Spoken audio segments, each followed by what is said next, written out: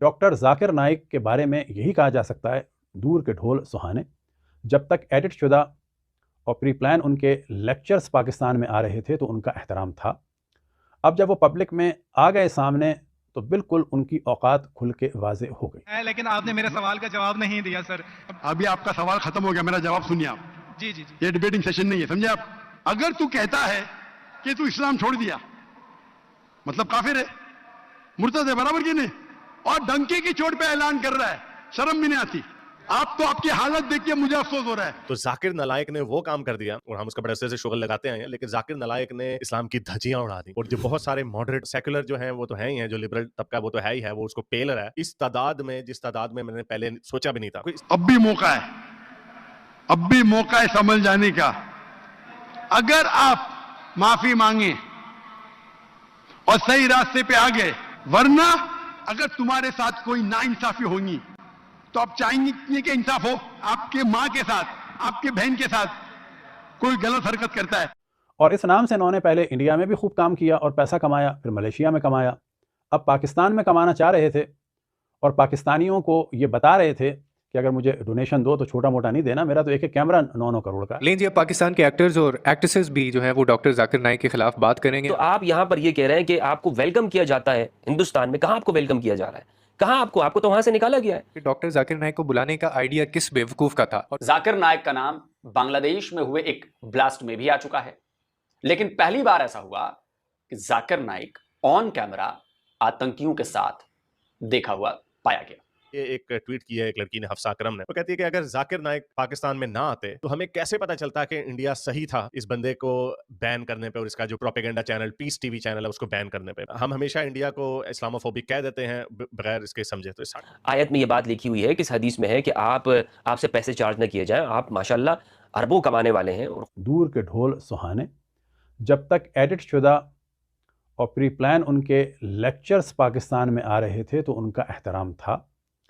اب جب وہ پبلک میں آ گئے سامنے تو بالکل ان کی اوقات کھل کے واضح ہو گئی، اور یہ بہت اچھا کام ہوا.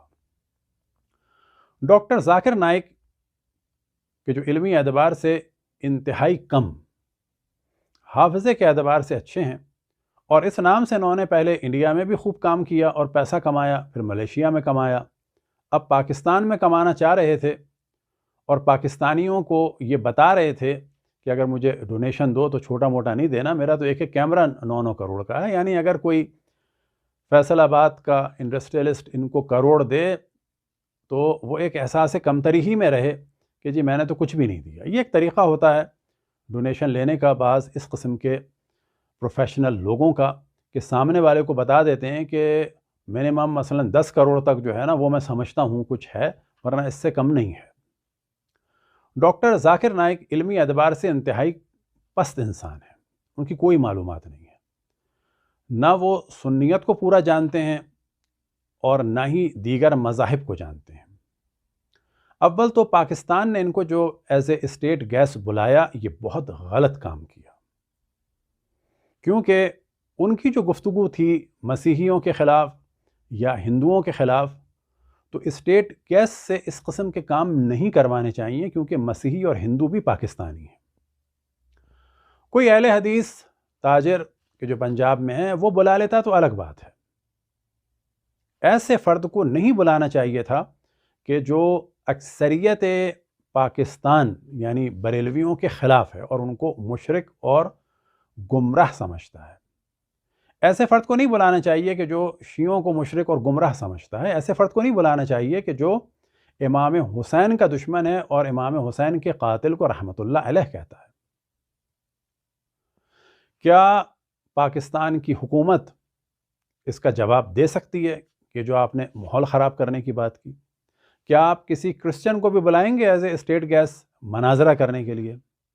آپ نہیں بلائیں گے نا. تو یہ آپ کا کام نہیں تھا. آرمی والوں کو یہ جاننا چاہیے کہ آپ بڑے ڈرامے کر چکے ہیں. کبھی رشیا سے لڑنے کے لیے امریکہ نے آپ کو استعمال کیا تو آپ نے دیوبندیوں کو آگے بڑھایا. کبھی انڈین آرمی سے آپ میں لڑنے کی طاقت نہیں ہے تو آپ نے لشکر طیبہ بنوائی اہل حدیث کی، تو کبھی جیش محمد بنوائی. تو یہ کام حکومت کے نہیں ہیں. پاکستان آرمی کو، حکومت کو چاہیے کہ لوگوں کو لبرل بنائیں اور حکومت کا تعلق کسی بھی دین یا مذہب کو پروموٹ کرنا یا ان کے خلاف بات کرنا نہیں ہونی چاہیے۔ تو یہ کام انتہائی غلط کیا حکومت نے بھی، اور اس میں جیسے کہ پاکستان آرمی شامل تھی اس نے بھی۔ تو آپ یہاں پر یہ کہہ رہے ہیں کہ آپ کو ویلکم کیا جاتا ہے ہندوستان میں، کہاں آپ کو ویلکم کیا جا رہا ہے؟ کہاں آپ کو تو وہاں سے نکالا گیا ہے۔ آپ کہہ رہے ہیں کہ جناب نہیں آپ کو ویلکم کیا جائے۔ ہاں، عام بندہ جو ہندو ہے یا مسلم ہے وہ ویسے ہی نالج رکھنے والے لوگوں کو رسپیکٹ کرتے ہیں، یہ ہر سوسائٹی میں ایسا ہوتا ہے۔ لیکن آپ کہیں کہ نہیں ساری سوسائٹی انڈیا کی ایسی ہے، آپ خود انڈیا میڈیا کو آپ دیکھ لیں کہ آپ کے اوپر کیا سے کیا باتیں کرتے ہیں۔ پاکستانی میڈیا تو آپ کو ویلکم کر رہا ہے، لیکن آپ یہاں پاکستان میں آپ نے جو شکوہ کیا ہے نا، اس سے میں سمجھتا ہوں یہاں کے پاکستانیوں کی دل آزاری ہوئی۔ پھر آپ نے جو PIA کے حوالے سے بات کی، تو یہ کس آیت میں یہ بات لکھی ہوئی ہے، کس حدیث میں ہے کہ آپ سے پیسے چارج نہ کیے جائیں؟ آپ ماشاءاللہ اربوں کمانے والے ہیں، اور خود آپ نے 10-10 کروڑ کا ایک کیمرہ خریدا، اور ایسے 10 کیمرے آپ نے خریدے ہیں، ایسے 10 کیمرے۔ تو آپ کے لیے جو 50-60 لاکھ روپے کی جو رقم ہے، جو آپ کے سامان کی جو چارجز بنتے ہیں، وہ آپ نہیں دے سکتے کیا؟ اور آپ کا پھر یہ مطالبہ کرنا اور پھر پبلک کے سامنے شکوہ کرنا، تو میں سمجھتا ہوں اس پہ جو بات اقرار الحسن صاحب نے کی ہے وہ بالکل وہ بات کافی ہے کہ ڈاکٹر صاحب نے ایک نوجوان سے یہ بات پوچھی، غالباً اس نوجوان کو انہوں نے کہا کہ تم مرتد ہو چکے ہو، تمہیں شرم نہیں آتی؟ تو ڈاکٹر صاحب نے جو یہ رویہ رکھا ہے، یہ رویہ میری سمجھ سے باہر ہے۔ ایک دائی کے لیے یہ رویہ نہیں ہونا چاہیے۔ جو آیت ہمارے ڈاکٹر صاحب خود بہت زیادہ پڑھتے رہتے ہیں، اسے کہتے ہیں کی آف دعویٰ، تو وہ جو کی آف دعویٰ ہے اس کی انہوں نے خلاف ورزی کرتے ہیں۔ مثلاً پہلے انہوں نے پشتون لڑکی سے یہ کہا کہ تم اسلام کے اوپر الزام لگا رہی ہو، حالانکہ اس پشتون لڑکی نے کہیں پر اسلام کے اوپر الزام نہیں لگایا تھا۔ اس بچی کی، اس لڑکی کی زندگی خطرے میں ڈال دی ڈاکٹر صاحب نے، اور یہ گویا کہ ایک بلاسفیمی کا الزام تھا کہ تم اسلام پر الزام لگا رہی ہو۔ اور ہمارے ہاں بلاسفیمی کا جو سزا جو عوام دیتی ہے وہ آپ کو پتہ ہے، حتیٰ کہ قانون کے اندر جو ہمارے ہاں موجود ہے۔ تو اس لیے ڈاکٹر صاحب کا جو رویہ ہے وہ عام تقاریر سے بالکل ہٹتا ہوا نظر آ رہا ہے یہاں پاکستان کے۔ دوستوں مجھے امید ہے کہ یہ ویڈیو آپ کو پسند آیا ہوگا۔ ویڈیو پسند آیا تو پلیز ہمارے یوٹیوب چینل سوچ ٹائمز کو ضرور سبسکرائب کریں، اگر فیس بک پہ دیکھ رہے تو پیج کو بھی ضرور فالو کریں۔ میں آپ کو بتا دوں سوچ ٹائم کے ساتھ آپ لوگ ہر دن ایک خبر کو دیکھیں گے۔ یہاں پہ آپ کو کافی سارے الگ الگ ٹاپک کو کور کیا جاتا ہے، جہاں پہ ہم پاکستانی میڈیا ریئیکشن، اگر کوئی بھی انڈیا میں گھٹنا گھٹے اس پہ ہو، یا پھر یہاں پہ انڈیا میں کوئی گھٹنا گھٹے تو اس کے ریلیٹڈ بھی ویڈیو ڈالتے ہیں۔ اسی کے ساتھ ساتھ ہمارے اس چینل پہ آپ کو کئی سارے شو دیکھنے کو ملتے ہیں، جیسے سوچ ٹائم بلیٹن، جہاں پہ پورے دن میں کوئی بھی گھٹنا گھٹتا ہے تو اس کو ہم پراپر آپ کو ایکسپلین کر کے سمجھائیں گے۔ اور اسی کے ساتھ ساتھ میں آپ کو بتا دوں آپ کو یہاں پہ سوچ ٹائم شو دیکھنے کو ملتا ہے، جو کہ روز آپ کو شام کو دیکھنے کو ملے گا۔ اسی کے ساتھ ساتھ آپ کو کئی سارے جیسے ہسٹوریکل ٹاپک ہو، یا پھر ہو یہاں پہ ڈیلی کا سیٹرڈے لیٹ نائٹ شو، جہاں پہ سوشل میڈیا پہ چلنے والے کوئی بھی ٹرینڈنگ ٹاپک کے بارے میں بات کریں گے۔ یہ کافی زیادہ ہمارا جو چینل ہے یہ وائبرنٹ ہونے والا ہے، کافی بہترین آپ کے لیے ایک آپشن ہوگا۔